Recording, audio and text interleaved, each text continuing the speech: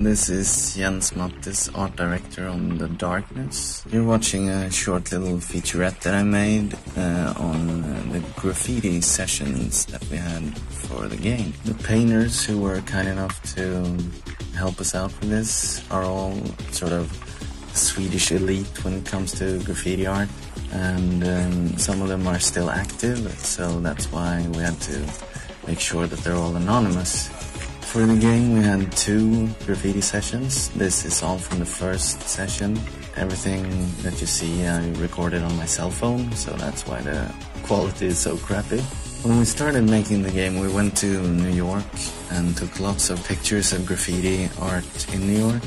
Obviously there's sort of a copyright on that stuff, so we couldn't really have that in the final game. So we did our own sessions instead, which was great because then we could get exactly what we wanted. A painting would take several hours to do, depending on what it is. This is a type of painting called a throw-up, which is a bit faster. This is the final sort of photograph.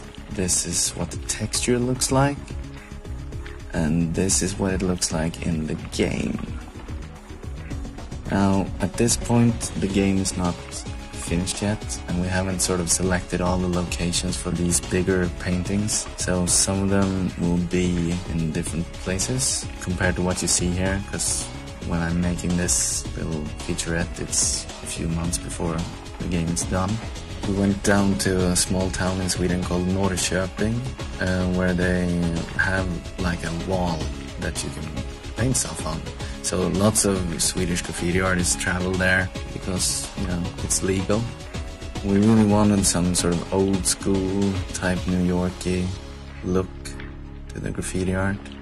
This is a good example of that. And again, this is what the final photograph looks like. This is the texture, and this is what it looks like in the game, although that's probably not where that thing is going to end up, but you know, you get the idea. What we did was get a huge amount of paint, and then we cleaned this large piece of the wall, and then we completely covered it in either gray or white to help us separate out textures. The painters completely filled that wall, and we covered it again, and they filled it again. We did that for as long as we had daylight. Photograph, texture, and in the game.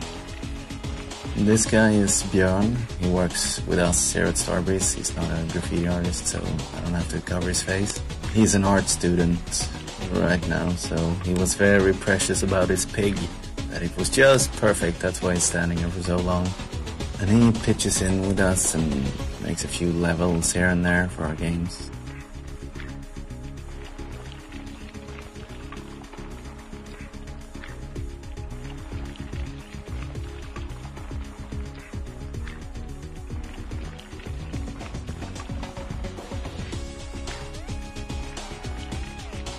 It's hard work, and it takes a toll on the hands after a while.